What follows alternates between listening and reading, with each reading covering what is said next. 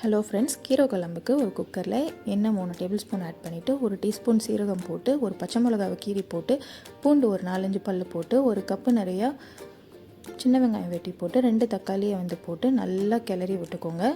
நல்லா வெந்தோடனே சிறுகீரையை வச்சு நல்லா கழுவி சிறுகீரையை ஆட் பண்ணிவிட்டு, பாசிப்பருப்பு 2 ஸ்பூன் நல்லா ஊற வச்சு அதையும் சேர்த்து மிக்ஸ் பண்ணிக்கோங்க.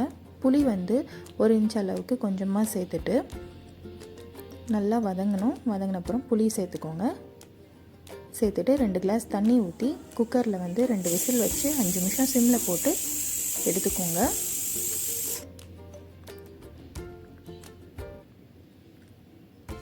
அஞ்சு நிமிஷம் சிம்மில் போட்டு எடுத்துட்டு, இப்போ நமக்கு தேவையில்லாத தண்ணி எக்ஸஸ் நிறையா இருக்குல்ல, ஸோ அந்த தண்ணியை ஃபில்டர் பண்ணி எடுத்துகிட்டு சூட்டோடு என்ன பண்ணிக்கிறோம், மேஷரை வச்சு நல்லா மேஷ் பண்ணி தேவையான அளவு உப்பு போட்டு நல்லா மேஷ் பண்ணிக்கோங்க.